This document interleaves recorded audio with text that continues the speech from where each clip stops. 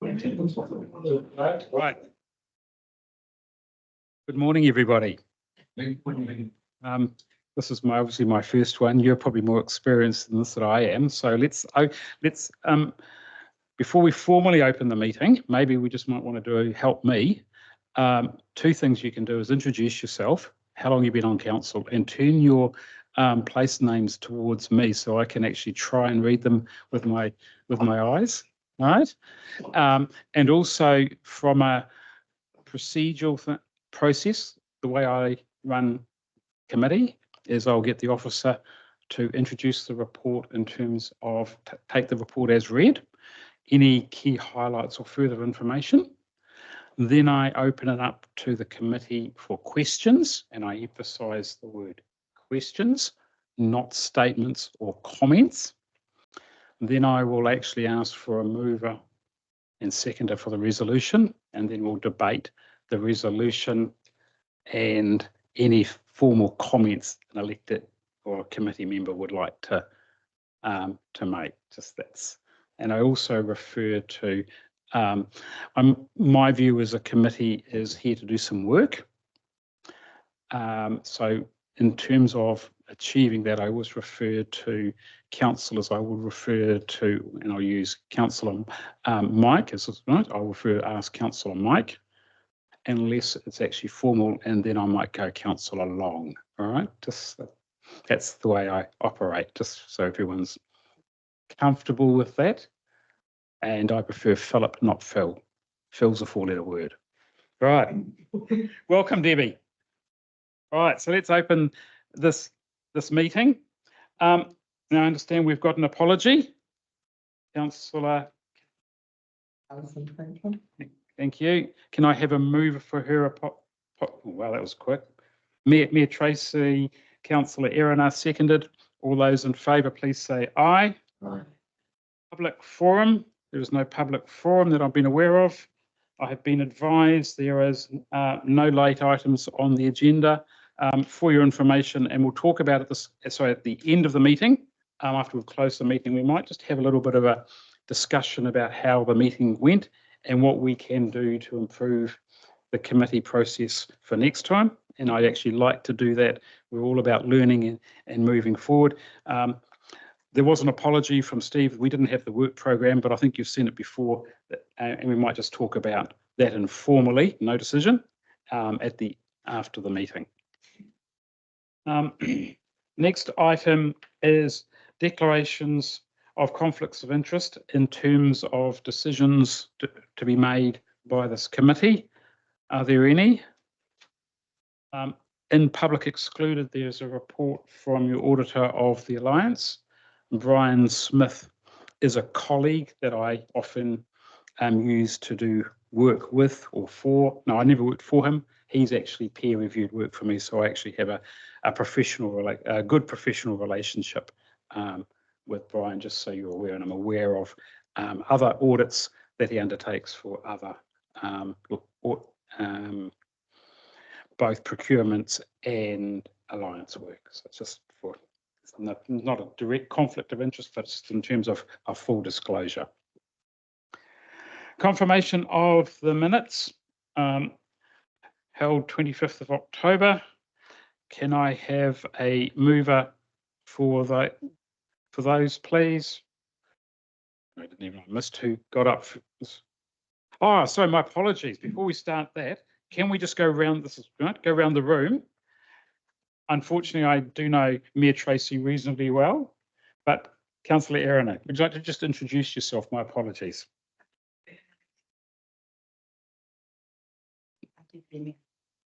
Mayor. I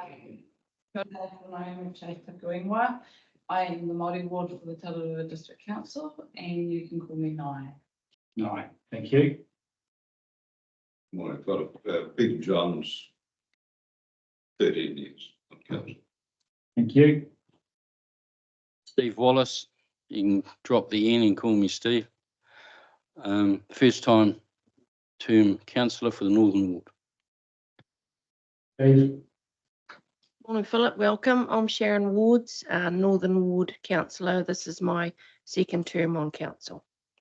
Thank you.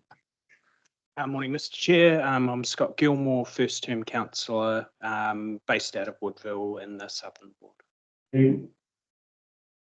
Morning, Philip, and welcome. Kerry Sutherland's my name. Second term this time round, did 6 years back in the 90s. District Council, locally based in Dandenong. Thank you. Good morning, Philip. Mike Long, Southern Ward, first term. Thank you. Right, so if we go back to the item, confirmation of minutes, I think it was Councillor Nye, seconded Councillor Steve. No discussion. All those in favour, please say aye. Carried. So our first item on the agenda for discussion is a presentation from Audit New Zealand. Welcome, Debbie. And again, for full disclosure, Debbie and I have, I wouldn't say crossed paths, that's probably a little strong, is it, Debbie? We have worked together, yes, absolutely, before. So welcome, Debbie.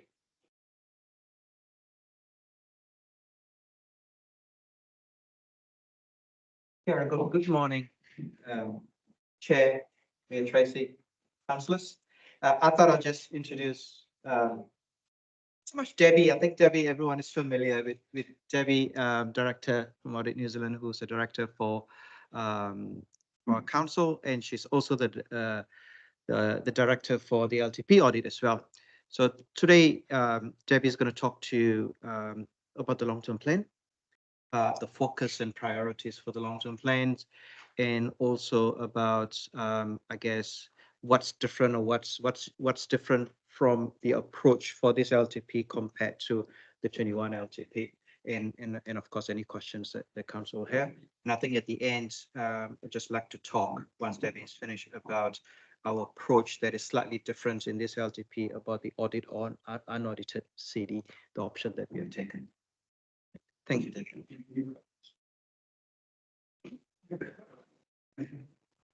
You're Kato, and thank you for the welcome, and it's good to be back here. For those that were here 3 years ago, I did a similar presentation, so this will be along the same lines with a little bit of a twist on the focus for this year and a little bit of differences here. For those that are new to LTPs, then hopefully you'll learn something in terms of our approach as we audit. I'm happy to make this interactive. I'm very conscious of time too. I don't want to take up a whole pile of your time, but there is a few slides to get through, and I'm happy to make it interactive, and we can talk as we go if you'd like to answer questions. And as the chair has noted, I've worked with Philip, so I'm really pleased to be able to work again. And he has a breadth of experience with LTPs, so I know that you're in good hands with him as well. So, I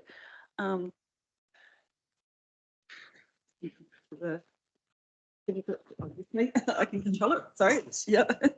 So I suppose contextual considerations. The main one being that it's been very uncertain times for councils, and I've been auditing LTPs actually since I did a pilot LTP in 2004 when they very first came in. They weren't required to be audited, but a few brave councils put up their hands, and I was one of the pilot auditors. So I've been doing them since then, and then 2006 is when they first came in for good. So it's about 20 years. But I must say that this time around is probably one of the most uncertain times that local government has faced, as you'll all be aware, changes in legislation. When I first pulled this presentation together, it was pre the announcement, the letter from the minister in December, at the end of December. I've tweaked it a little bit, but there may be some bits that still refer to the old. So last week there was the reading of the reform bill that went through the House, and that was to bring everything back in, as you'll be aware, and it also gives councils the option to have an unaudited CD. So councils can have an audited CD, unaudited CD. and can defer. And then last week there was also an additional announcement that councils can defer for a year. So that was probably came maybe a little late, but it's also on the table. So yeah, just to acknowledge the circumstances that you're working in, and we're trying to be flexible too as part of our audit.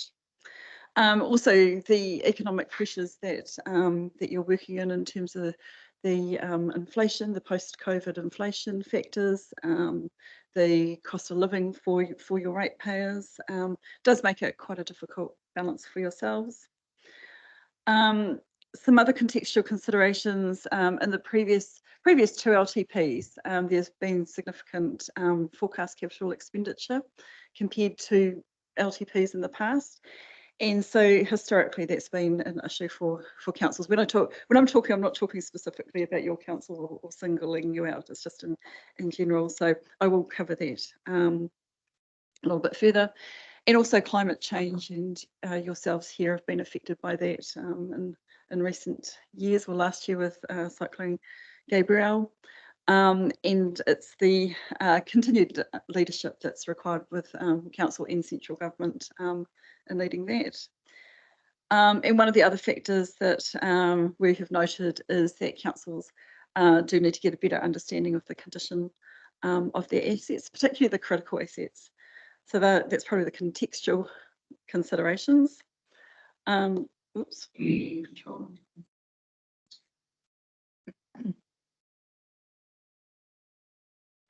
So the things I was going to cover today is first of all the consultation document, and then some of the key underlying information, which is infrastructure strategy, financial strategy, assumptions, the long-term plan itself, and then the areas of focus that we as auditors have been given from the OAG, which hasn't really changed a lot from the last time. So those that were around last time will remember the 5 Cs. So I'll go over those in a little bit more detail. And then just the OAG hot review process that we go through as part of our audit. So I'll cover that as well.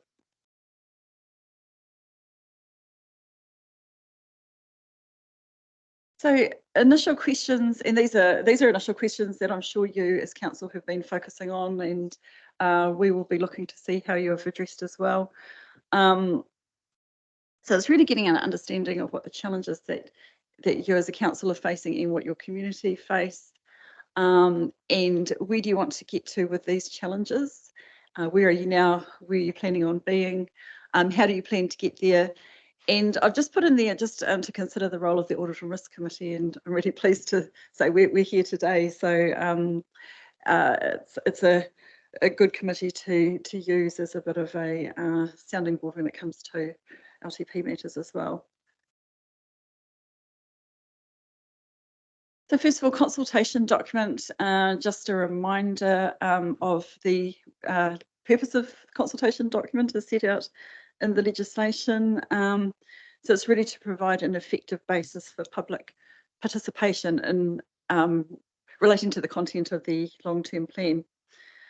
So a good consultation document shouldn't really be summarising the LTP itself, the contents of the LTP, but it should be describing the key issues proposed for the long-term plan, the key decisions, and outlining the choices and implications for your community, particularly in terms of impact on rates and impacts on levels of service.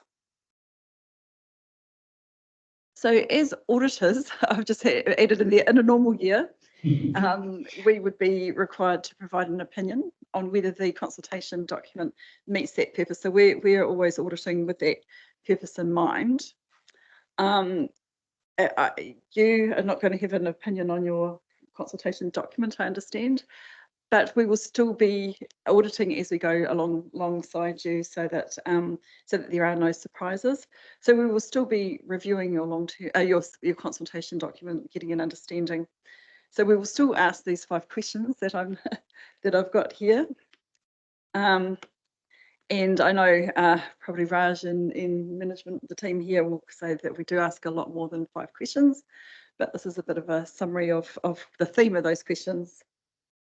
So the first thing is really, do you know what you're talking about?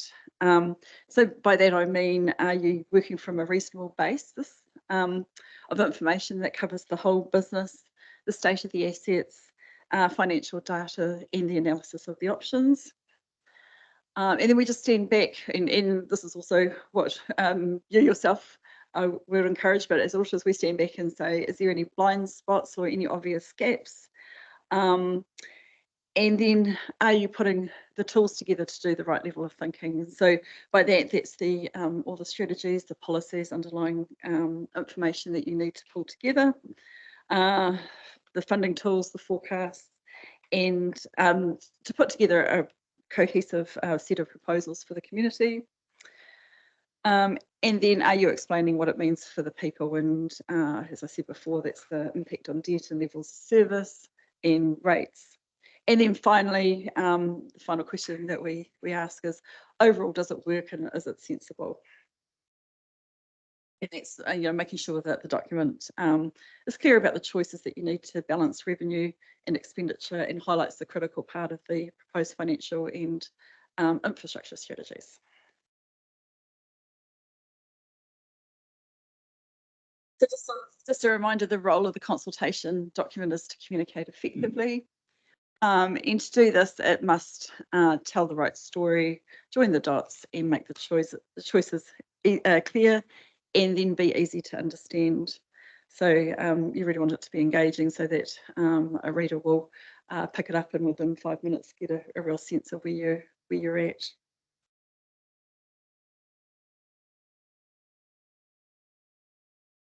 And there's a bit of a summary of what makes a good consultation document. Be clear, relevant, meaningful, responsive, and compliant with legislation. So councils have been preparing consultation documents for a number of years now, and in the last LTP round, or the last CD round, the OAG noted that they found that councils were preparing realistic consultation documents that confronted the challenges to the community. And in most part, they produce good, clear documents. So I think it's well bedded down. And just a reminder that Taituara does have the great CD competition, so it's always a good place to look at. In terms of the opinions last time with the consultation document, there was a lot more what we call EOMs, or emphasis of matter, and effectively what that is we drew attention to something that was put into council's consultation documents. So last time around, all territorial councils got emphasis of matter about the 3 water reforms, because there was uncertainties and they were coming up at that stage. A lot of councils also had I don't think you did actually. I think you were okay, but had emphasis of matter around the capital deliverability program and your ability to be able to meet the program that you are proposing. And we had a meeting yesterday with Raj, a Teams meeting, and I understand that that's probably on the table today or tomorrow in terms of looking at your capital budget next week. Sorry, it's coming up. Yeah. Through your chair, we had a workshop with the councillors last week on the capital projects, and then we're bringing back a much more revised budget next week.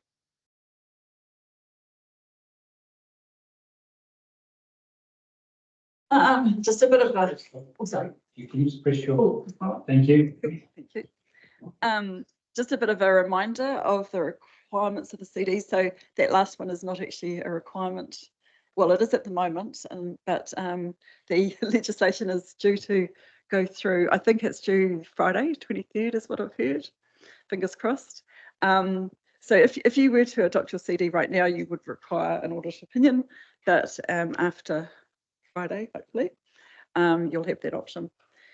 Yeah, so just a bit of a summary there. So the key issues and proposals, including the options, the impact of proposals on the levels of service and rates and debt, as I've said, key matters from the financial and infrastructure strategy, proposals for significant changes to the funding system, including the rating system, And then a summary of the rating proposals across different categories of rating units with different property values.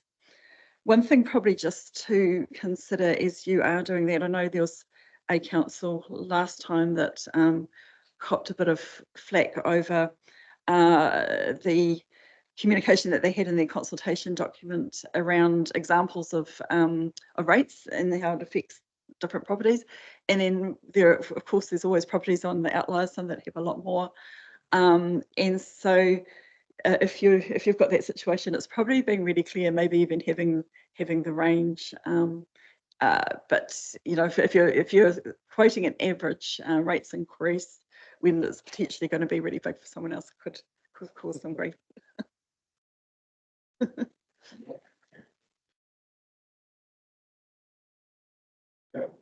And then the underlying information. So when we do give an opinion on a consultation document, we really have a two-pronged opinion. So one is, does the consultation meet the purpose, which is what we were talking about before in terms of the participation and decision making. And the second one is the underlying information. Does the underlying information support the consultation document? So just a reminder that the underlying information needs to be adopted before the CD. So usually that would happen on the day of, but it's just a bit of making sure that you have adopted that first. Councils are given a lot of discretion over what makes up that underlying information, but usually it's the groups of activity information, the financial strategy and infrastructure strategy, forecast financial information, revenue financing policies, board funding policies, etc. So, so we would give an opinion on that if we were giving an opinion, but our approach this time around, with you not having it, is to still do that work at that same time, so that if there is any issues, that we can bring those to you.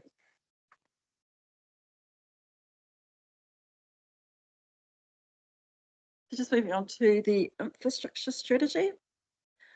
So the infrastructure strategy, I think, to be fair, last time round, we found, or the OAG have reported that there was a bit of a need for better integration between the infrastructure strategy and the financial strategy. And also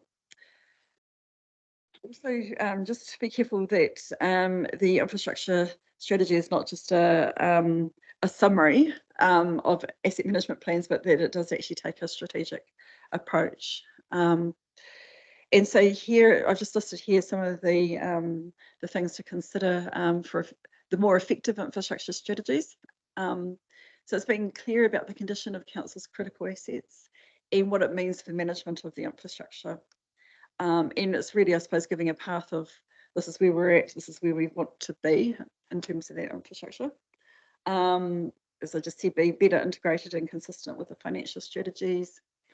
Outline clearly the risks and impacts of affordability trade-offs, and address the main matters across all of council's infrastructure assets. So the legislation outlines what assets must be in there, but a good infrastructure strategy will also include a wider base than that.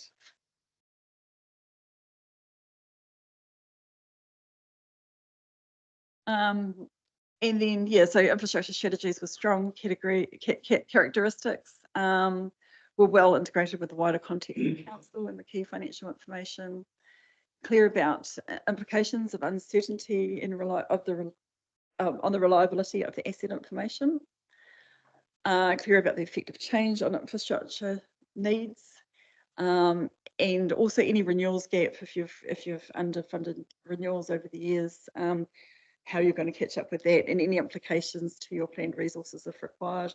I mean, it may mean having to have an increase in funds, whether that be through increased rates, or it may be a decrease in level of service.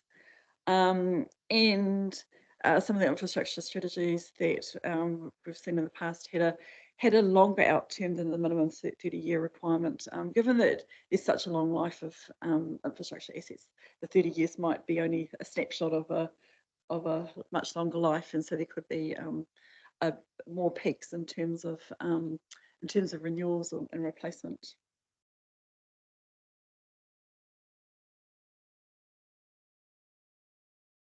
The capital expenditure delivery, which is part of the 5 Cs.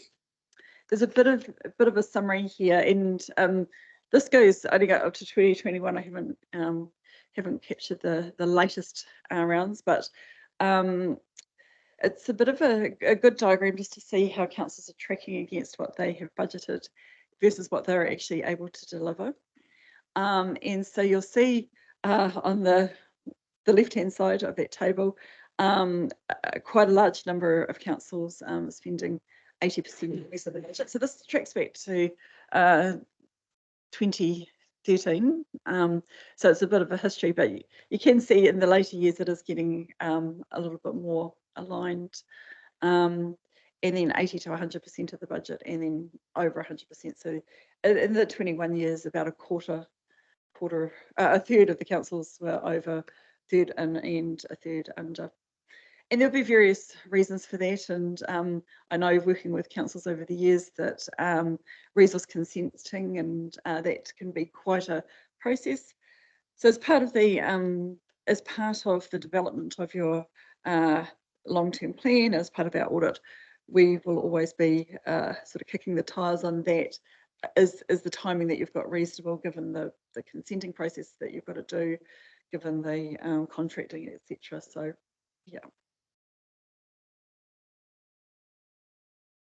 Financial strategy.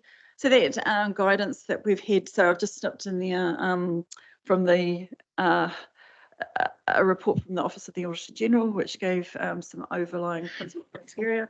So that still stands.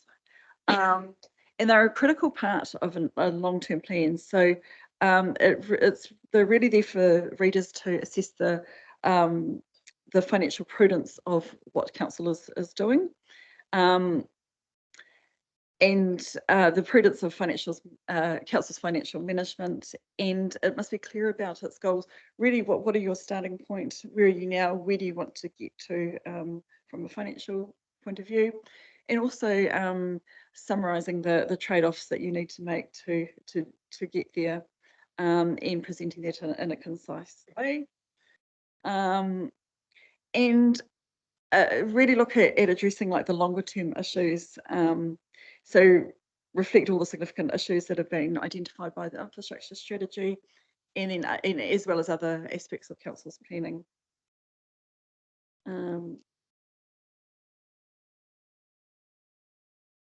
So here's a bit of a summary of what we've seen as a good financial strategy. So having a starting point position, also identifying areas of opportunity and also constraints that you're working under, providing an environmental context, risks and mitigations on assumptions and uncertainties.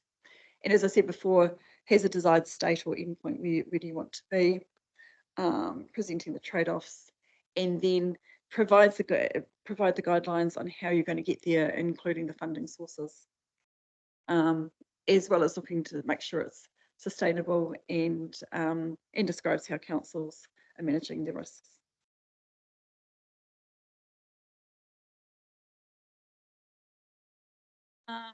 Other things to consider. So impacts of changing demographics, whether you've got an aging population or a growing population or declining population. Impacts of economic development initiatives or external impacts on commercial activity and employment, and what impact that would have on the infrastructure demands. The adequacy of alignment of accounting concepts with actual asset lifestyles. So by that I'm referring to the depreciation that you have in your accounts versus the actual renewals profile, which could be quite different than the straight line basis. That can actually mean that you might be out of balance in terms of the balanced budget, because if council's funding for depreciation, which doesn't quite align with the renewals profile, or alternatively, funding is renewals are needed, and you might additional depreciation in a year. So it's probably describing that, understanding and describing that. And then, yeah, the impact of assumptions and the uncertainties that go with those assumptions. One of those uncertainties that we see a lot with councils is funding, external funding uncertainties. And last time round that we did have a lot more emphasis and matter where councils were relying on external funding, so it could be for a new swimming pool or a library or a community centre that was reliant on external funding, or it could be even your waka kotahi funding that at this stage can be a little bit uncertain with a new GPS that's coming out, and whether you've got things locked in or whether they're nice to have. So really describing those assumptions and the uncertainties and what would happen if they don't come to fruition.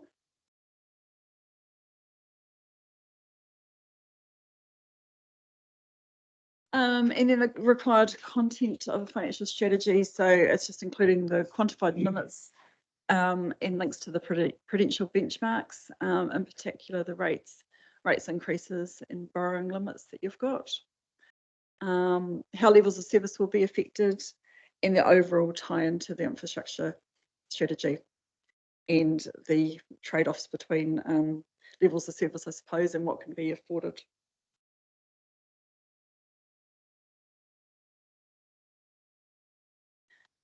So financial and infrastructure strategies, they really need to be linked together. So they've got common underlying circumstances. So therefore, the policies should inform both strategies.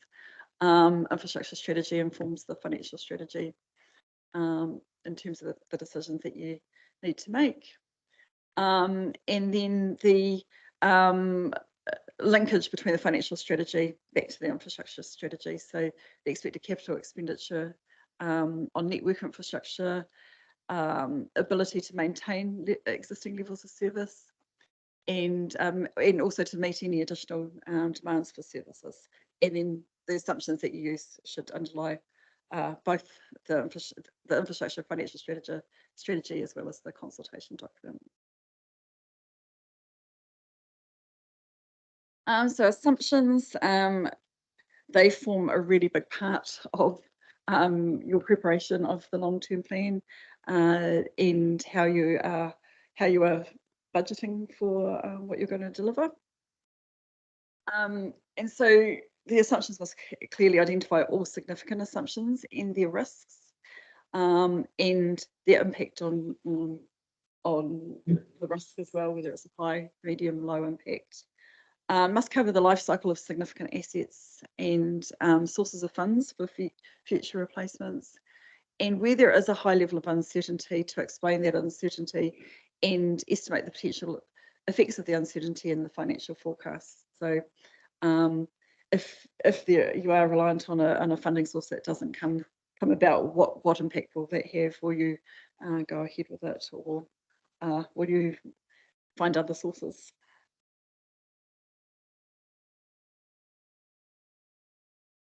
That's another visual there, which covers probably some of the things I've already said, but just really covering off the life cycle of the assets, the growth. The probably one thing we haven't talked about here is the potential climate change and it impacts, and then also the future price changes and making sure that it's inflated.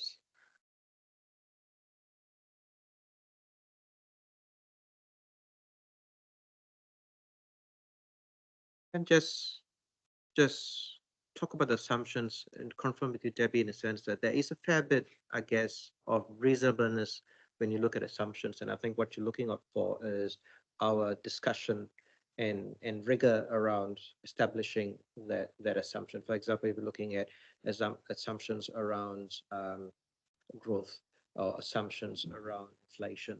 And I think what you're looking out for is not a specific number, but how we articulate, or what's the basis at which we arrive at that assumption.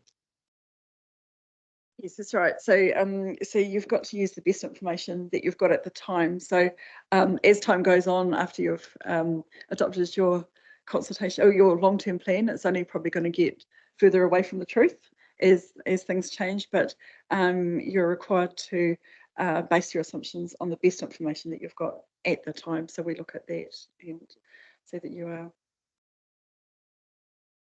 So long-term plan. So this one we have to give an opinion on. So we don't have a choice on that one. So just bringing you back to the purpose in the legislation, and that's to provide a basis for the council's decision making and accountability back to the community.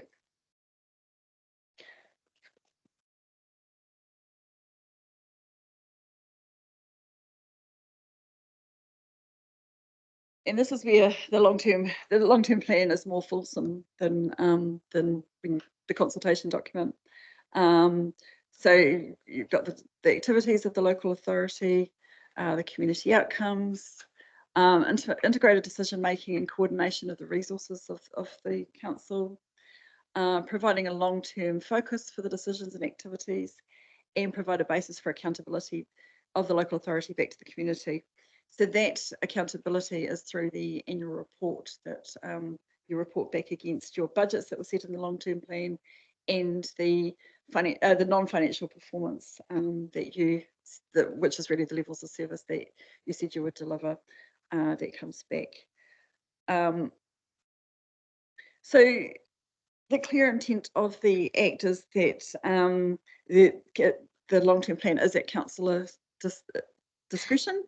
Our response is that we look at the reasonableness of the decisions that you make, and as well as just saying, the underlying information.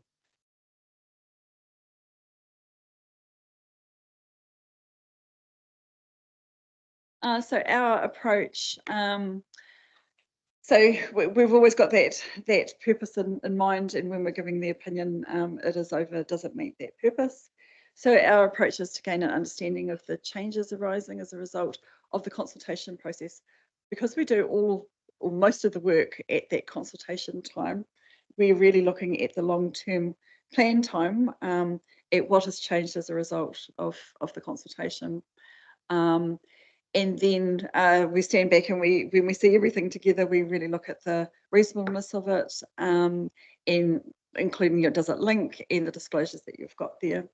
And another thing close to our hearts is financial statements and making sure that they are in compliance with GAAP.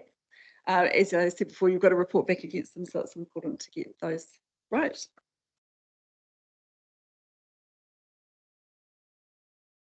So the 5 C's, which I did talk about before, I'll just run over those quickly. Climate change. So there needs to be a continued focus on climate change and the impacts on infrastructure. Local government has a responsibility to plan for and provide infrastructure to manage the land use and to avoid or reduce risks from hazards such as floods, storms, and sea level rises. And as you have experienced, that the climate change severity is changing, and the frequencies of these events are more frequent than they were before. So we expect that councils will actively seek to understand potential impacts of climate change and look at any mitigations or adaptations that you'll be doing. And then it's so your assumptions around climate change needs to be adequately disclosed, and this will have an impact on your levels of service, financial strategy, and also on the infrastructure strategy. The next C was COVID-19. We've kept it to keep it a C, but we've put post in front of it. So post COVID-19, which is really the economic environment. So this graph up here that I've got comes from Treasury's Economic and Fiscal Update released with the 23 budget. And you can see that a lot has changed in the 3 years since you were doing, so June 2021, you can see what happened soon after the long-term plan was was adopted. And it's probably been one of the biggest issues in a long time, inflation. We haven't really seen it. I mean, we saw it back in the 80s, but it's really hit this time. And of course, people are feeling the pressure, ratepayers facing cost of living crisis, and councils are faced with balancing the affordability with delivering your current projects.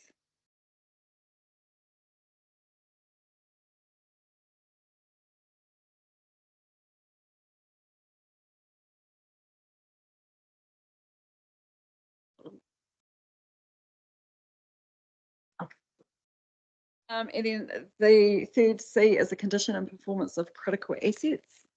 So councils need to have a good understanding and good information about what you consider are the critical aspects. So it's not every aspect, but the significant assets or significant parts of those assets that you need to be confident that you've got that information on. So last time we were concerned with some councils that didn't have the information because that leads to the decisions that you're going to make. And so where we did see a lack of information, then it did lead to modified opinions. That wasn't a case for your council, but there's always an improvement in terms of understanding of your asset condition. And that really also impacts on the renewals profile. And if you have had a long-term renewals catch-up that you've got to do, how that's going to be funded. And I mean, I suppose that last question there, if you don't have good performance information around your critical assets, then it's hard for us to give a clear opinion. It may be an emphasis and matter that there's some still a whole lot of work to do, or it could be a modification or qualification. And I'm talking about councils in general, not just yours. Capital expenditure doability is the next C, and that graph that I showed before, which had all the councils, has sort of been put onto this graph, which is probably really hard to see. So you see that blue line at the top is the less than 80%.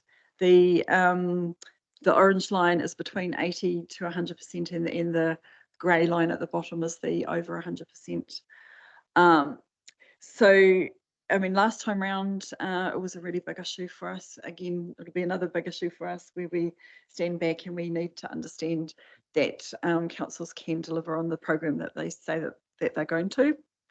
And it helps because if councils are having to bring forward a whole lot of capital expenditure or carry forwards from the previous year, that can also have an impact on how you can deliver. So overall, we've got some data, and OAG has pulled together a whole lot of data for us as auditors that we can use, which shows each council's budget and their capital spend. We can also compare it to councils in similar regions or similar type of councils. So as part of our audit, we will be assessing your ability to deliver on that capital expenditure. It may be that things have changed as well, and historically there may have been less ability for council to deliver for whatever reasons, and things have changed. You know, we're not just looking at the past; we are looking at the future. OAG hot review process. This is one that I didn't update properly.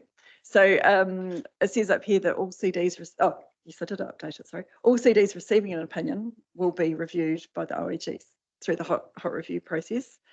Councils that aren't having an opinion on the consultation document, we still have to go through that hot review process, but we'll be doing it at the time that we're issuing the long-term plan, because that would be the opinion, because that would be the very first opinion.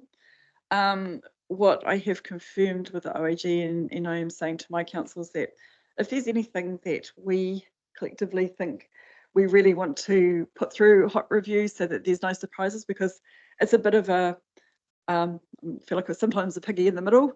I work with you. We've also reporting up to the Office of the Auditor General, who see all of the councils. I audit 4 LTPs, but they audit all of them. So they share that knowledge with us, and so if there is anything that we feel that we want to go early, then we do have that ability to put something through if we're concerned about it.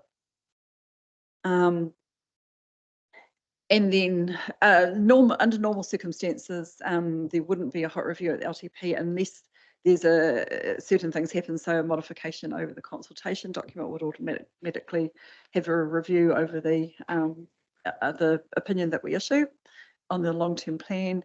If there's any changes in underlying information, or if I've got some concerns that I didn't have at this consultation stage, I can request a hot review, or the OAG, if they have some concerns that they didn't have before, they could also request us to come back. So we just need to factor that into the timing and project plans.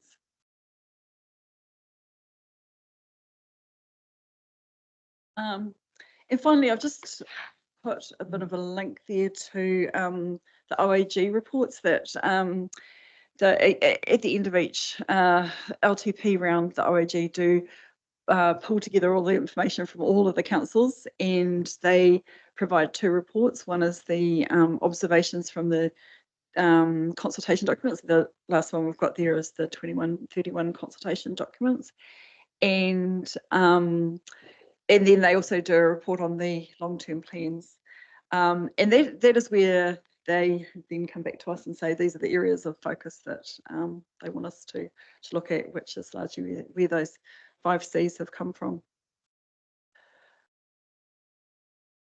That's it there. So happy to take questions. Start at the closest. Sharon, I think. Oh, right. Close to you or close to her? Close to Debbie, yeah. Thank you, Chair Phillip. Through you to Debbie. Couple of questions related to the comment you made at the start that a number of councils can defer their LTP. What factors would trigger a council to consider that? And in your experience, how many across New Zealand might be doing that? Good question. So it's something that has only come up as an option to councils. I can't remember if it was Thursday or Friday last week. So it had been talked about. 3 councils. Yeah, I am aware of 3 councils, and I don't know. I've only heard it through the grapevine, so I can't. 3 councils are looking to defer. I don't have the whole picture because councils are probably just digesting it themselves.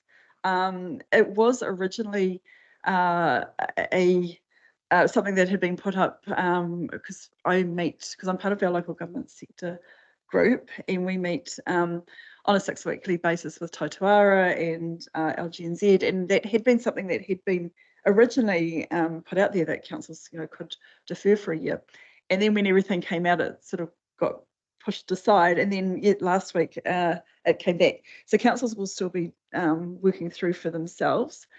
But some of the things that could cause you to push back, and I've got a council now that had been keeping the 3 waters in, and we're planning to adopt their CD with 3 waters in, and then make amendments at the long-term plan stage once they had some certainty. However, with this legislation that has come, going through the House at the moment and about to be adopted, that means anyone that adopts after, if the 23rd goes ahead, after the 23rd has to have the 3 waters in. So if you've been planning all that time, it's quite a hard to pivot and get to the statutory deadline that you've got, although that statutory deadline is also, there's an option to push that out to 30 September. So 30 June is the usual statutory deadline. But if councils do need that extra time, they can go to 30 September. But now, if that can also have really big impacts on councils' rating and putting it through their systems. So I presume that some of those concerns have been what might have triggered that deferring for a year. So yeah, I think every council's probably in a little bit of a different situation as to where they're at and how easy they can pivot. But given that it's usually a really long time for councils to sort of prepare the long-term plan, and when the landscape's changing as much as it has been, yeah, there'll be councils that do think actually we need that extra time. Yeah. But yeah, potentially 3 years what I've heard too, but the councils have until 30 of April to decide, so you have to have a resolution. So there may be more that consider. I can actually provide a little bit of assistance. I was talking to one council and they are considering it on the basis that they were excluding the three waters and they don't have the three water information available. They're relying on someone else to provide that. And that's why they are looking at it. The word is looking at it seriously, and it will be going shortly to their full council for a decision. But to me, there's pros and cons. If you were to decide to do that, then you've got to do quite an extensive annual plan. And my advice too is to councils, you can always amend your LTP at any stage anyway. So are you actually really achieving anything? Anyway, so that's a council. Okay. Thanks very much, Mr. Chair. I've got a couple of questions, if that's all right, so I could box those off.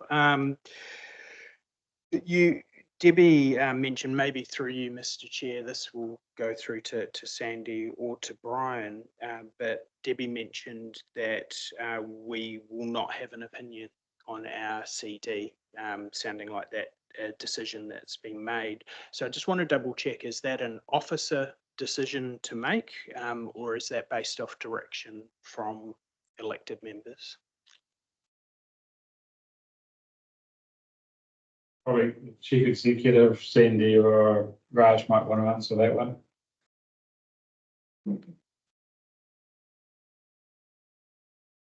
Through your chair, it is a bit of background to the what we call the options or relaxation of the statutory requirements about the LTP. So if you recall, when we had Cyclone Gabrielle, there was an option put out to councils impacted by the Cyclone Gabrielle to think about the LTP and whether we want to defer. And so that's one option, one discussion that came up. The second, when the government was announced and then relief was provided to council of the two releases that we talked about. One at the stage was an unaudited CD or a defer the LTP for 3 months of September. Then the last, which is most recent, is extend the deferral for 1 year. That means do an enhanced annual plan and defer the LTP for 3 years. So those were the three phases. So when Cyclone Gabrielle hit, and I think it was in one of the workshops where we brought back to talk about that option that's in front of us, and we felt that at the time we didn't want to take that relief because our impact was primarily on roading, and we felt that we have progressed quite a fair bit in the LTP process. We want to make some significant changes in LTP, and we felt we don't want to take advantage of that relief. So 30th of June was the program that we worked towards, and that's what we worked towards. Then came the option about whether we do an unaudited CD and what that means for us. And Debbie explained that there's two processes that takes place in an LTP, the CD and the underlying information with the LTP.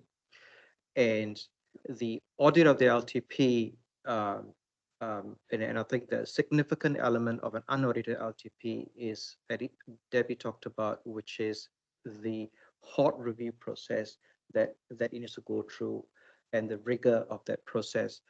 That doesn't change the underlying information that Debbie's, the audit team's auditing along the way. So management looked at that process and says that, and I think our opinion was that we would look to still have audit involved in the whole process as per the LTP, and the change is that having an unaudited CD as part of the annual plan, long-term plan consultation means that we don't have, I guess, to factor in the hot review process, but the confidence that we could have in terms of the CD capturing the required information will still be there because we are working alongside the audit as part of the LTP underlying information auditing process. Hope that explains. Does that answer your question, Scott? Not quite.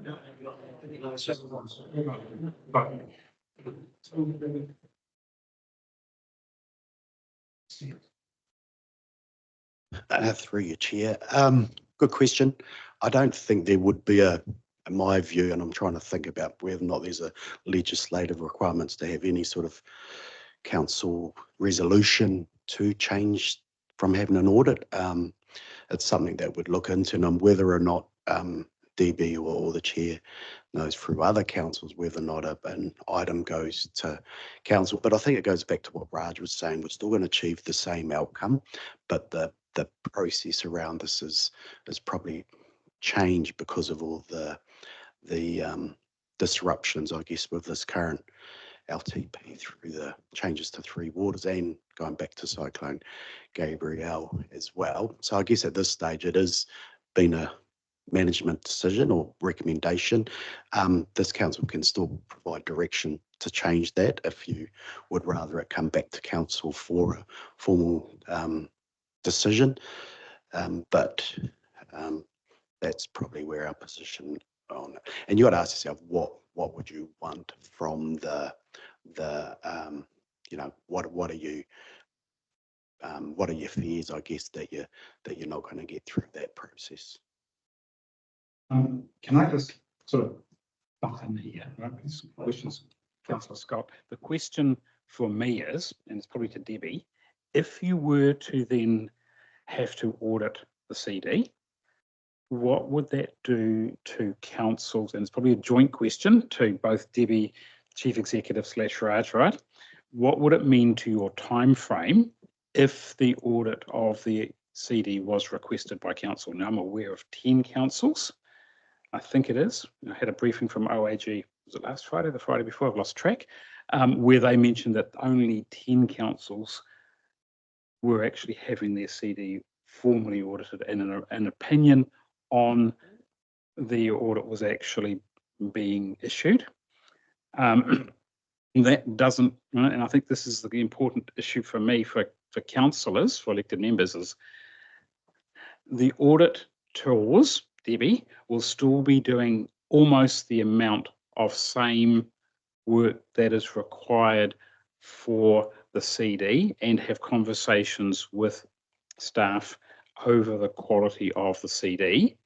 The risk, I think Debbie hasn't talked about, if that work is not done, then when you come to have your LTP opinion done, if you have a non-compliant CD, then you'll actually have an adverse opinion, which means very bad counsel. You haven't complied with the Act, that your consultation hasn't been adequate, and there's all sorts of risks. So they will still be doing that work and having the conversation. They just won't be adding their formal opinion. Now, the question I have with that is, what would be the additional time in terms of the timeline if you were required to actually issue an opinion, because it has to go through that hot review process? I can probably answer that, and with the help of Raj. So the additional time. So one of the reasons that the councils that I've got one council going with an adoption of the with an opinion on the CD, and 3 at the stage that are saying no opinion. The reasons that they have given is because they want to have a little bit more flexibility around that consultation document, because usually council would adopt it for presentation to auditors, and you could still do that, but usually then things stop. We audit that document, then we put it through hot review, which we say allow about a week. So because we have to, it could be longer, it could be longer. We have to prepare documents. So we do our work. We have to prepare a hot review pack that goes to the OAG. Then they have to review it and come back to us. They have given an undertaking to give 48-hour turnaround. Last time around, they did do it 24, hours a lot of the time. But then depending on what comes out of that, then that's where things can get a little bit more hectic if you've got a timeline that you're trying to adopt. And I've just been involved with the OAG yesterday, and there was one today that I was supposed to attend, but I'm here instead, in what's called an opinion review committee. So the hot review team have gone through, and then they have looked at, and in this case it was external funding, and then we've had to have two opinions review. So we had one on Friday, one yesterday. So it just really depends, and sometimes we can try and preempt what we think is going to be an issue, but because we aren't seeing that whole big picture and know the thinking that goes on behind, we can get a little bit side swiped as well, you know, and so then there is some time to make sure that there is any opinion review, ORCs as we call it, opinion review committees, which is a committee of the OAG, to determine what the actual opinion is going to be. So if we're going to give that opinion over the consultation document, then we have to make sure that there is enough time to allow that backwards and forwards. And we still have to go through that for the long-term plan, but we do have a little bit longer time to do that. And we can go to hot review earlier if we want to, when we don't have that CD. But yeah, there is time constraints that in that regard, and also I suppose it's locking down the consultation document that council's happy with, that then, you know, goes through the hot review. Whereas if you're still working on it or needing to tweak it, we can sort of work a little bit more fluidly together in that regard. Thanks for your patience. Scott, you've got a second question? Absolutely covered, thank you. Oh, thank you. Councillor, sorry, Councillor, go. Mayor Tracy, almost got the Look, I was just wondering, so for me, the consultation document is a critical document for connecting with the community and letting them know what we're going to do. One of my concerns around that time frame and meeting all of this is that we haven't seen it yet, and that's the concern that I guess is being raised at the table and the questions that are coming through. So when would we be likely to see any draft, to have any input into that?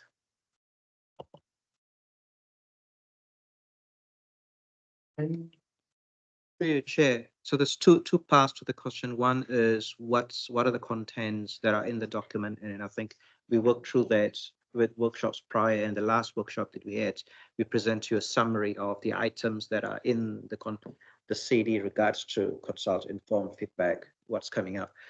The actual look and feel of the document in terms of how it looks like, it'll be brought to you, I believe, at the next workshop on the 28th, which is Wednesday. So that's when you'll get to see, I guess, the document in its look and feel, because we thought that's quite important as well to see the structure, the content, and how the document looks and feels, given the criticality that is their document that we're consulting with the community. So the content-wise, we've walked through with the councillors through the workshops.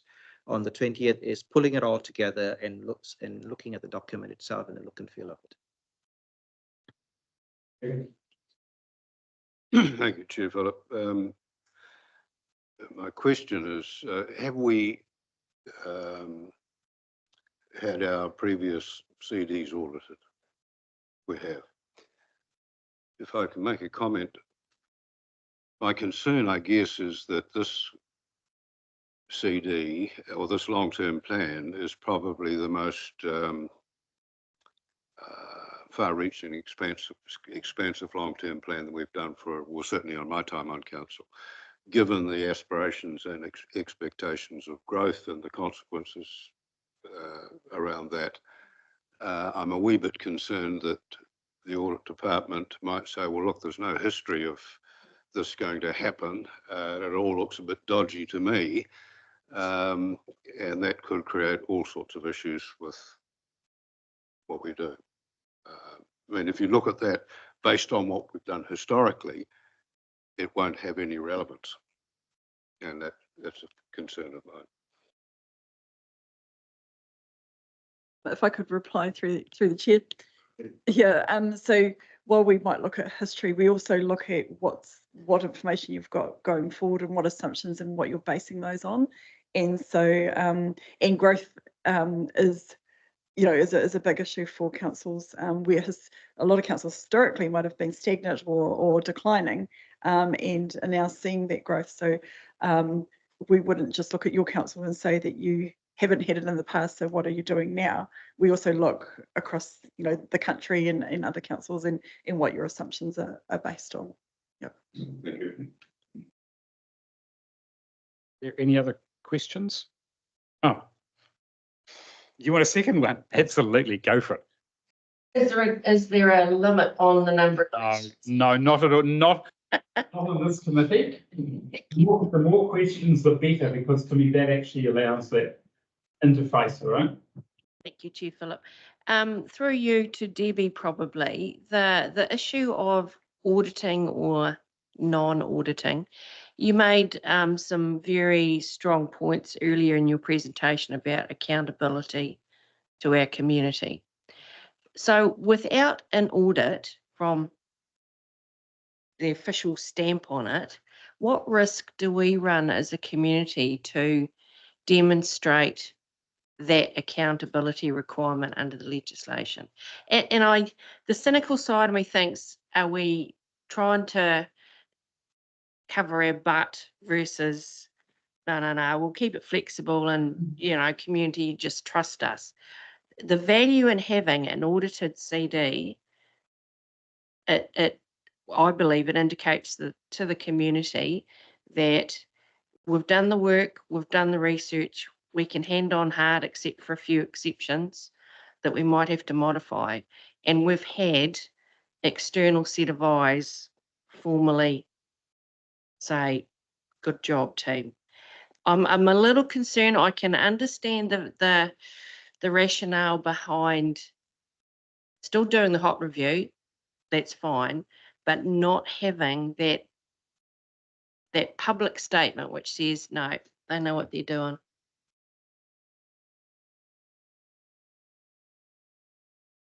Respond through you, Chair. So part of the accountability is you will have a audit opinion over the long-term plan, and that's the real accountability document.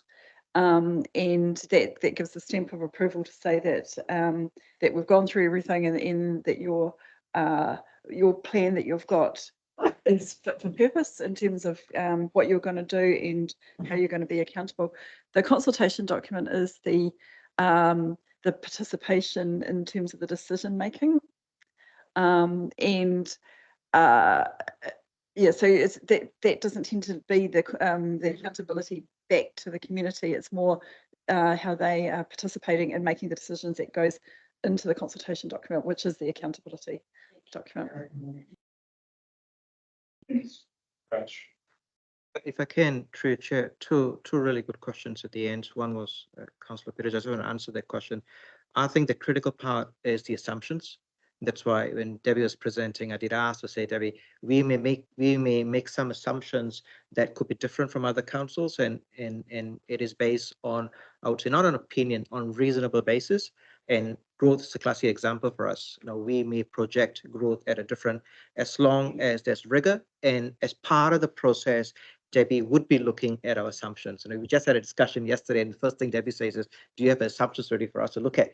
Because that is a building block, a foundation of the LTP. So I gained some comfort that even though the LTP, in a sense, an option not audited, the rigor that the audit is going to be in and look at the key building blocks of how we put together the LTP is critical. So there's still value in the process in Debbie reviewing all the underlying information, and even though she's not giving an audit opinion of the CD, the underlying review is taking place as what we do in a normal audit process. And the second one is accountability. Debbie answered it quite well, which is the CD is participation involving consulting. The opinion is in the final CD, and we are conscious of it, and that's why we are working closely with Debbie in a sense to make sure that when we look to adopt the final CD, the CD underlying information has gone through the rigor. The last thing we want to do is looking to adopt and then find that there are some gapping holes in our CD, then that calls into the question the whole LTP. And I think OAG has given some direction to the audit as well, that they will be working alongside all councils that have an audited or unaudited CD are still doing the work as required as per the normal LTP process. Councillor Steve. Thank you, Chair. Two questions. Firstly, are we members of Tatura? Was it T? We are, right. I'm just reading their it's very enlightening actually. And like Central Hawke's Bay got highly commended, not at this term, but the other one. So that takes me to the point where you mentioned about auditing likes for likes, you know. So to me, you only mirror what works. You don't go out, I talk simplistically, you don't go out and reinvent the curve or the wheel. It's already been done. So do we use those tools? I know there'll be different things come into play because of our demographic and size and all the rest of it, but the basics are all the same, you know, where we've been and where we're going. You know, we're going to have another storm. We're going to have another epidemic. That's fact. We live in 2024. So this CD, and I mean, it's quite inspiring reading this. It's about storytelling, isn't it, really? And making that story understandable, because coming from where we were last night, it's about the storytelling and how you tell the story. Because people are really, so we've got an opportunity here. So you are going to audit our story. Respond. Brian, if Brian wants to put a comment.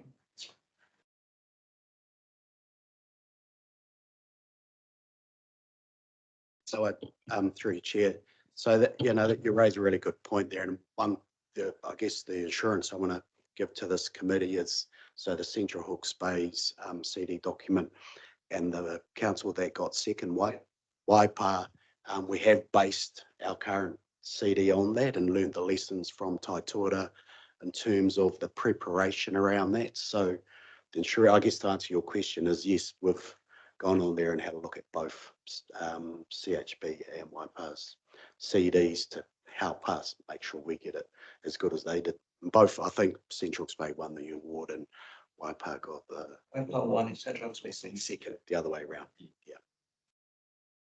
That's good. Thank you. For you, Chair, thank you. I'm just wondering, if we decide not to do the do an unaudited CD, do we save money?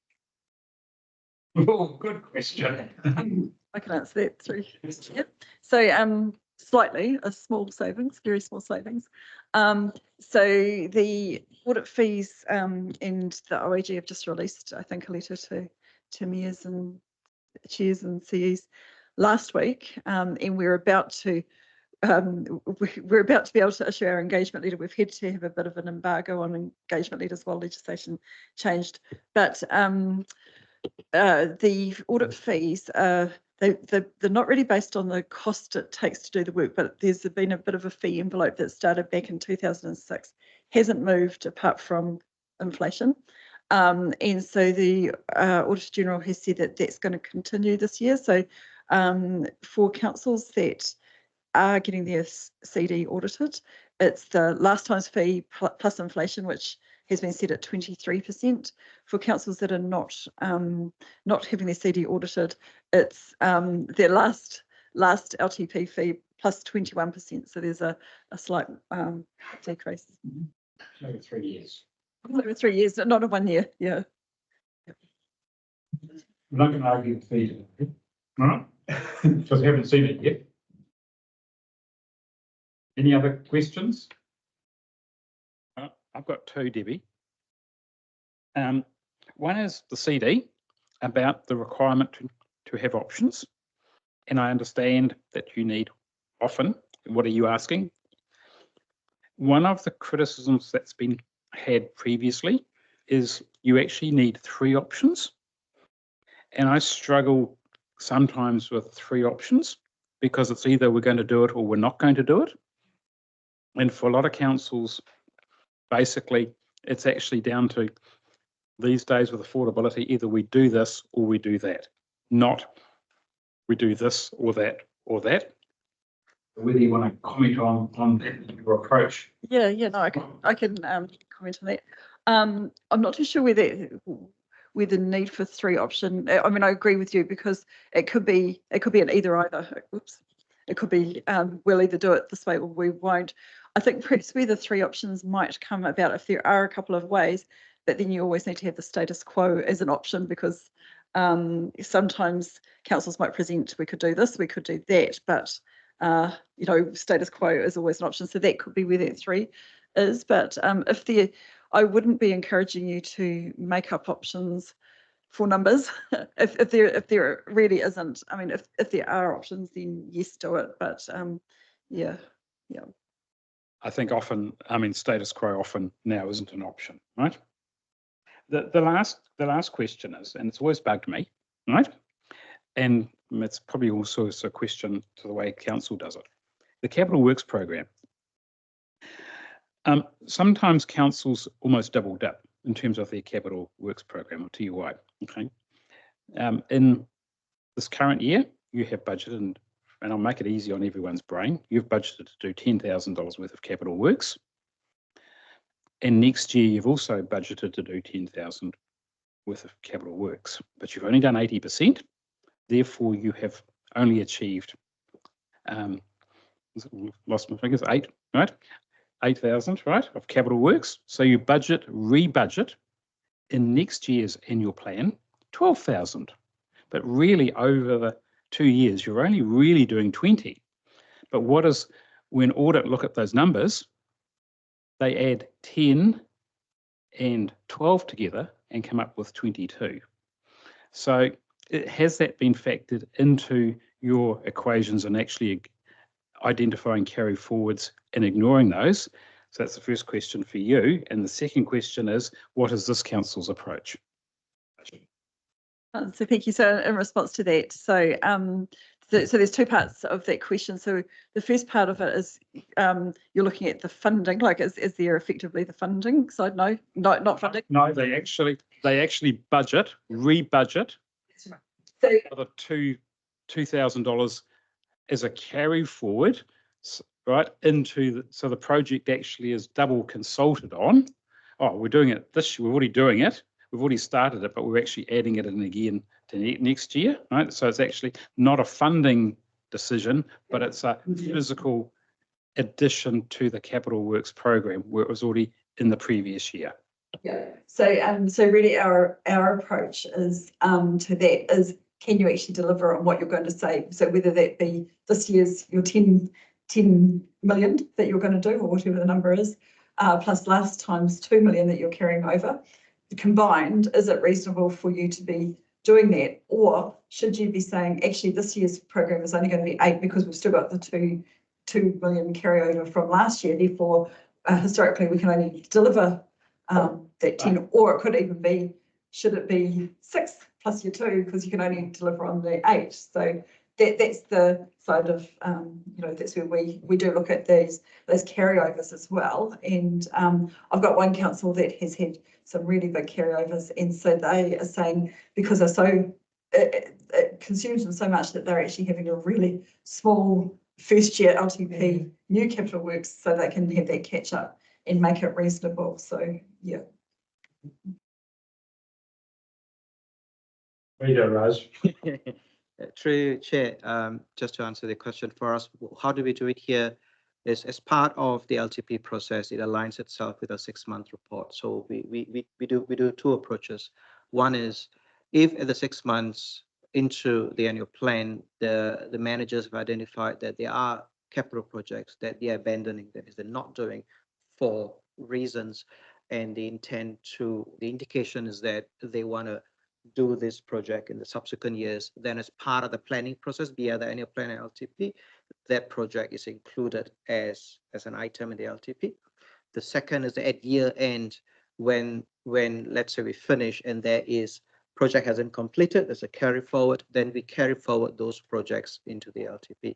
So what we try to do as part of the LTP process or planning process is indicate the two, indicate where in the current year we're not proceeding with the projects that will be carried forward in the next financial year, or where we can possibly indicate whether there would be potential carry forwards. Because why that would be good is that then you're looking at the next year's project holistically, including what are the new projects you're putting in, what are the potential projects that you're abandoning or not doing or deferring in current year, and also, if possible, potential carry forwards, because that'll tell you the quantum that you need to deliver. All right. Thank you for that extensive presentation, and thank you, committee, for the good and relevant questions. We actually don't have a recommendation on this one. No, thank you. Sorry, Martin, what's your rule in terms of how long before you have a break? One would be, so okay, so let's adjourn for 10 minutes and reconvene at 11 o'clock. Yeah, and we can beat up, we can talk quietly to everyone. All right, thank you. Reconvene at 11 o'clock.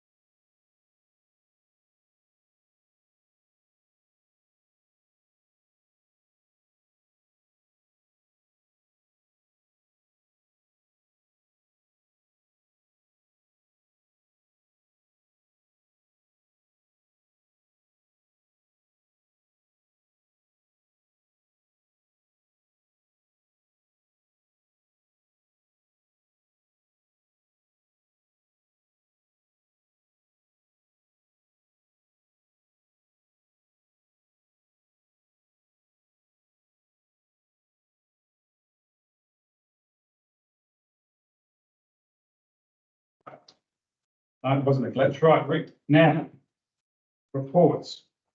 8.1. B.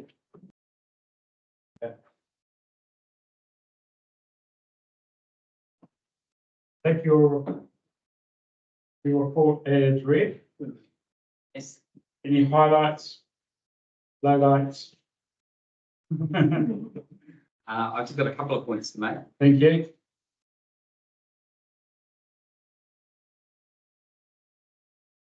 So just a couple of quick points to highlight. Firstly is that I neglected to include the 3-year work program in the report. So you've got a copy on the desk in front of you. Just in terms of the section on the strategic risk register, it just noted, I just brings your attention that we're just waiting Malcolm Thomas to finalise his updated environmental scheme. So there's a draft and completed of that. So that'll be available for you well before the next Audit and Risk Committee workshop. Yes, it's taken them a little bit longer than usual with the amount of change around the change of government and economic conditions. And just the third point is I mentioned that we'd penciled in an workshop on insurance strategy with Aon for the next Audit and Risk Committee meeting. So that's they've confirmed that they're available on that day. So that will be a workshop that looks at our insurance strategy. So there'll be some involvement from a governance point of view, and then the rest of the time we'll be working with officers around the detail. Can I just clarify that? So is it going to be we're going to have our meeting and then a workshop, or a workshop then our meeting, or in terms of how do we actually run it from a procedural perspective? Might want to give that some thought.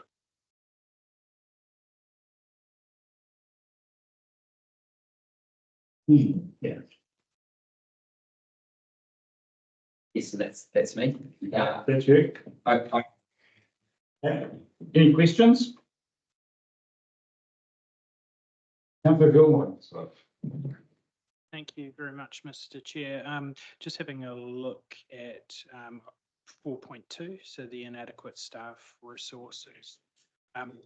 Just to quickly note, pleasing to see that that's come down to 11%, but it'll probably come as no surprise that I'm going to ask about the health and safety officer role.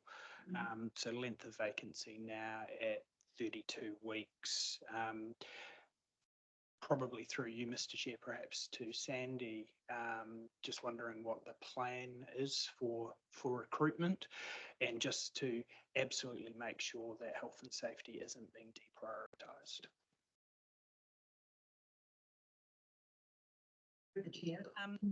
So the original position of health and safety advisor, we've had a lot of discussion about what we need from this role, and what we actually determined is that with Stephen now in the manager's chair of that position, we're comfortable reducing the requirements of that role. So we're looking now for a coordinator who will be doing a lot of the administrative tasks and coordination tasks. So this is the second time we're going out with the position at the lower level. We have reviewed our advert to make sure that we are capturing the types of people that we want. And I'm hopeful around, so it closes this weekend. Thank you very much, and thank you for that, Sandy. If that is the case, and we are able to get a slightly different role as a health and safety coordinator in, will that put us in a position where we'll be able to rejoin the health and safety audits, the NWS audits and things like that? Will we feel confident with our resourcing levels to be able to do that? Yes, absolutely. So I think that we are coming up to completion now, though we have missed out this round, but certainly if we maintain this resourcing level, we'll be comfortable participating.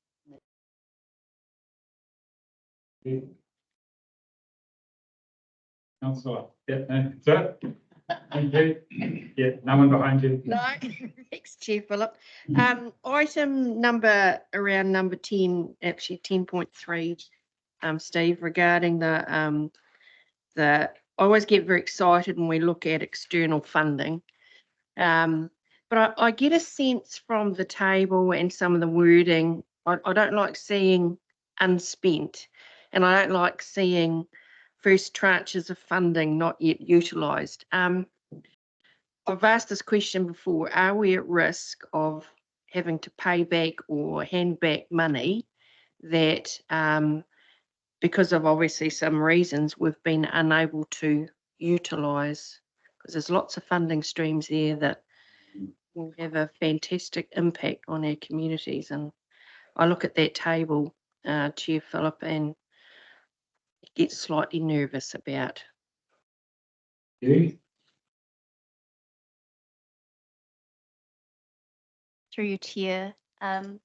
So I think I guess the biggest one, and I did put an orange traffic light next to the 450,000 received from DPMC for recovery. So what happened was first of all, the line immediately above, so we received the DIA funding of $500,000 first, and that one had to be spent by the 30th of June 2024. So basically we focused on attributing cost to that tranche of funding from the DIA first, because we definitely didn't want to lose that. And now we have until 2025 to start tapping into the 450,000. So I have had, and I know that Brian is working on how we might start using that funding. And I guess the other thing about the 450,000 was that it does have more stringent criteria on how we can actually spend that money, whereas the tranche before, the 500,000, was reasonably broad. But I am the accountant and I don't make the decisions on how things are spent. So if anyone else wants to chip in, Brian, about the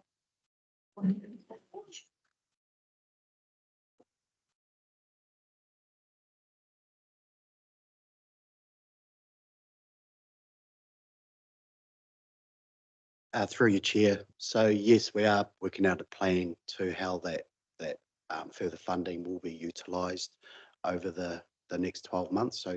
So Don, the recovery manager, is preparing a plan around that, and we are looking at how we can support other agencies that still have quite a lot of work to be done within the recovery, such as Rural Support Trust, who we met with, and I think we're still awaiting their proposal around that, but certainly looking at supporting them. There will be bits of work that we still require, and then we'll be looking at not our exit strategy in terms of recovery, but how we transition in more into a BAU arrangement. So then we may be able to allocate some of the fundings to some of those BAU roles that might pick up some recovery as well. So there is a bit of work still trying to piece all that together at the moment. Questions? No, sorry, I can't quite see your hand out of the corner of my eye. Thank you. Thanks, Chair Philip. Just if I could on other funding, 10.5, the Tourism Facilities Development Fund. I'm unclear as to what those funds are being used for. Next step, final development. That is actually the Freedom Campaign, the funding for the Freedom Campaign new bylaws. So that's what that is. Yeah.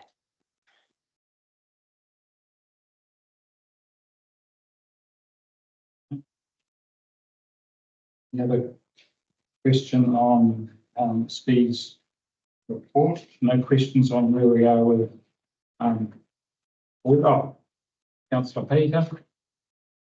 Philip, I'm not sure whether this is the right forum to ask a question, but Stephen, who made the decision to offer bottled water in Woodville when the boil water notice was on?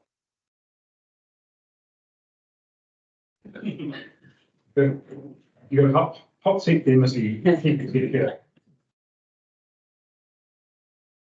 I think that was a team decision. So around the incident management team, I'm noting that come from our stocks. So we do stock water for should there be boil water notices issued, then we can provide. And generally it's around schools and kohanga reo, but after contacting schools, they said they still had a supply of water, so didn't need it. So those that directly impacted, but we do generally open it up of those that may feel that they don't have the means to boil or whatever. So I don't know what the uptake was like. I think it was reasonably minimal. A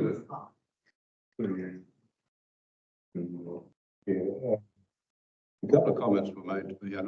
Last Friday I was there and at the eyesight on a couple of occasions. There were people coming in droves and wanting boxes and getting angry if they only got 2 given to them. Everybody seemed to have 7 or 8 in their house, even 90-year-old ladies.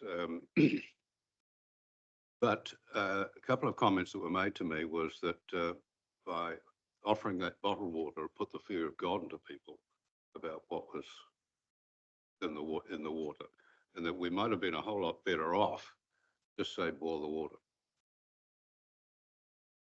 I know you're trying to sort of do the right thing, but I think it backfired. Yeah, point taken. I guess when we don't provide it, we also get criticised. So we're sort of stuck between a rock and a hard place. But no, point taken. Thank you, Councillor Scott. Thanks very much, Mr. Chair. And just to quickly add to that, I'd be grateful if we did consider when we needed to provide it. In particular, in Woodville, we did provide it for a day on the Friday. The office that would distribute that was closed over the weekend. So I know that the best of intentions were there to be providing it, and I certainly acknowledge that. But it does send some mixed signals if we need to provide you bottled water. So it does increase fear, as Councillor Johns mentioned, but then it's only necessary to provide it on Friday and not over the weekend. So I would certainly encourage the team just to consider that for future situations. Any other questions on Steve's report? I've got one. He's run away, unfortunately, right? Because we've got a number of, in terms of the audit actions, nice to see a whole lot of stuff come off. Now, this relates to the June 2022. Oh, sorry, the 20 was done. Have we seen last year's management report yet, Crouch? Not yet, oh. Where is Debbie? She's run away. Oh. All right, okay. All right, but so that will add that to, can someone chase that up for next month? Yes. Thank you. Any other questions? Okay, we've got a recommendation way back on page 11. Do I have a mover? Thank you, councillor Peters. Second, councillor Scott. Any further discussion? All those in favour, please say aye. Carried. Our next item is our health and safety report, page 53. Yes. Steve again, well done. Changing hats slightly. Yeah. Yep, changing hats, still in the hot seat. And yes, if I could just take the report as read, if there's any questions. No further updates. No updates. Thank you. Any questions? Councillor Scott and Councillor Sharon. Very much, Mr. Chair. I notice looking at point 6, and there's further references down about LGNZ, about health and safety training for the committee done through Institute of Directors. Just wondering how closely the I guess the contents of that training has been looked at. I know I've looked at it before, and it's certainly not contextualized through to local authorities, and we have some quite different requirements. So just wondering what thought process has gone into that recommendation. Yep. You do. Yes. So we've looked at what's available essentially and provided for options to look at. So that's certainly, that one is an option. And last time, me and Tracy and I discussed it, we were considering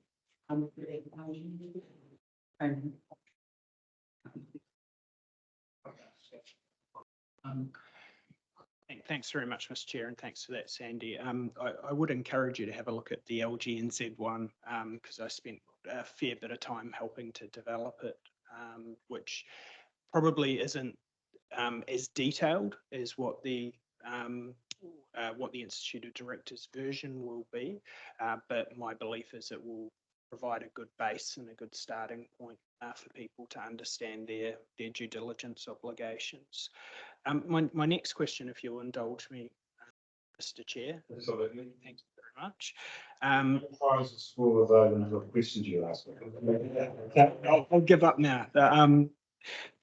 I just wanted to ask 6.4, and it's also mentioned a couple of times about the governance, health and safety champion. And that's been mentioned at a couple of meetings, but what I'd be very keen to understand from officers is what their understanding of the responsibilities of that champion role is and how they see that working to improve health and safety, or at least the relationship.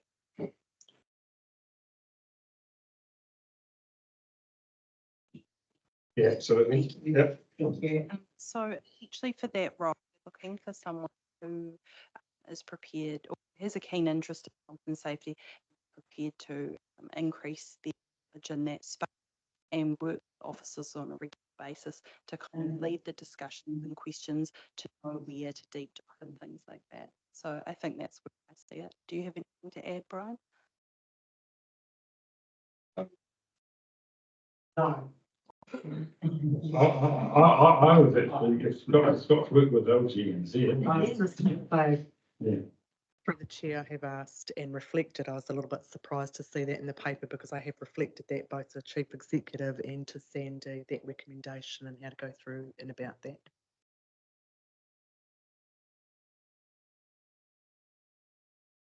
I think from my perspective as well, it's to represent this body in terms of governance, making sure that you know, governance are connected in terms of some of those emerging hazards.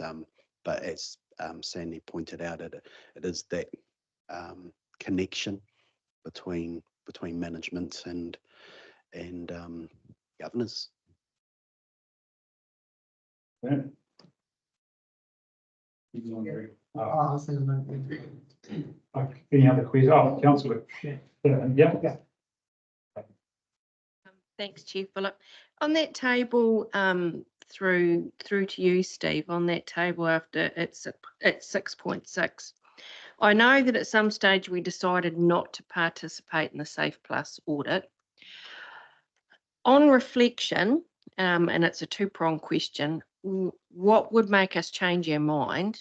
And B, given the absence of some critical oversight through a resource that I know you're still trying to find, should we change our mind about having an independent set of eyes through this Safe Plus audit undertaken? What would trigger us to bring it back in, please? Thank you. I think you pointed out that the MWLAS Safe Plus audit is nearing conclusion. That wouldn't stop us having an independent audit done ourselves. I wanted to just bring up though that when I started covering this role, I put my internal audit hat on, and I think that's helped inform the actual position that we're looking to fill. So we've been through and looked at how our processes and systems are working in relation to what our overall strategy is, and I can see that, and also looked at the previous Safe Plus audit that we're working through recommendations still. So we still have recommendations from the 2021 audit that we're working through. So I think that there was we've got work that we know we still need to do and keep building on. So it will be where we thought we were in a position where we've come to the conclusion of that, and we're ready for us to be looked at again. Okay. Any other questions? Going back to Councillor Scott's comment, as in 6.4, is it the intention to appoint one of us as, well, is it appropriate for me to nominate a person? You can second. Yeah. You can second. Yeah. Mayor Tracy would like to move, right? So Mayor, depending on who it is. it's for you. I'm trying to be efficient here, Councillor. What I'm going to do is ask Mayor Tracy to suggest a recommendation that. Turn your mic on, please. Oh, thank you. I'm used to automatic ones, so depending on which council you go to. Sorry, my apologies. I was going to ask Mayor Tracy to move the recommendation and also to move that Scott be the appropriate person. So if there's no further questions, Mayor Tracy. Thanks, Chair Philip. Following the initial discussion, and I have reflected this both to the Chief Executive and to Sandy around the process, this was going to go through a council meeting, and that there were 3 councillors that I considered for the role, 2 that I spoke with, and 1 intensively around, and obviously that was Councillor Gilmore, just around the training, the cost to council and where the benefits I saw with Local Government New Zealand, and they certainly reflected their appreciation and his knowledge and training in that. So I'd like to move that Councillor Scott Gilmore be our health and safety champion. Yep. Can I also, are you going to also move the recommendation on 1.1 as well? Councillor Scott to kill 2 birds with 1 stone. And Councillor Peter's going to second that. I have great pleasure in seconding that motion. Right. Any discussion? All those in favour, please say aye. Aye. Those against carried. Can I have a mover that we move into public excluded for the reasons listed there? Mover. Councillor Carey seconded. Mayor Tracy, all those in favour, please say aye.